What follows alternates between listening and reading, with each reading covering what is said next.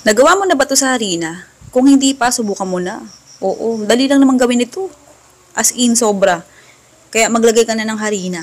O, diba? Sabi ko sa'yo, gawin ito sa harina. Oo. Asukal.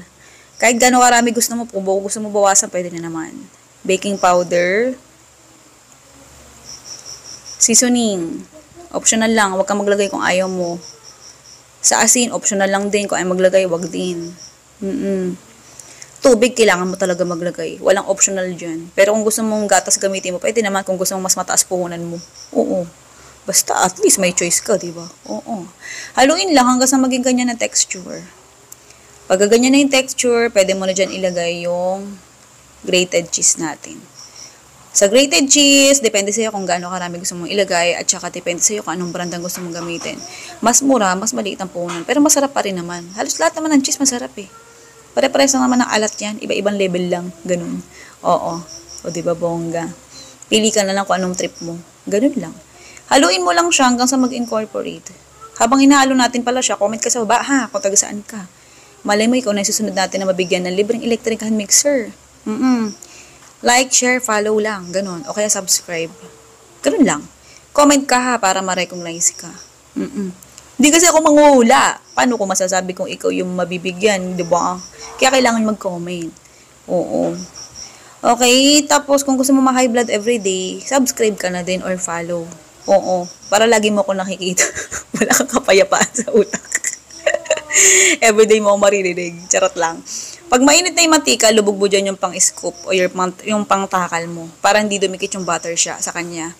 Yan, pagka-scoop mo, diretso lubog mo sa mantika parehas. Yung butter at saka yung scoop. Yung pang-scoop ba. Ayan, para hindi mo na kailangang i-push-push. Bagsak mo lang siya, ilubog mo lang. Ayan, diretso nang lalaglag dyan sa mantika yung pinaka-butter. Okay? Tapos lutuin mo lang siya hanggang sa mag-golden brown. Ganun lang ha. Oo.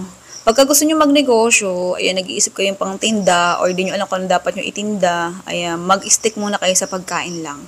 Okay, tapos kung gusto nyo magbenta online, mas okay, much better yung kaya nyo lang paghatiran ng pagkain. Halimbawa, sa barangay nyo or kalapit barangay lang, para hindi kayo ma-stress sa delivery. May mga times kasi or madalas, ang stress sa negosyo sa delivery.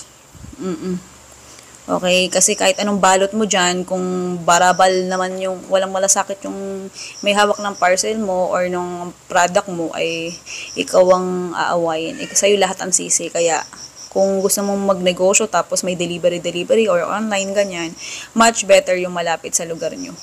O, para kung halimbawa, hindi malalamog ng bongga yung item or yung pagkain or yung kung ano man gusto nyo itinda online.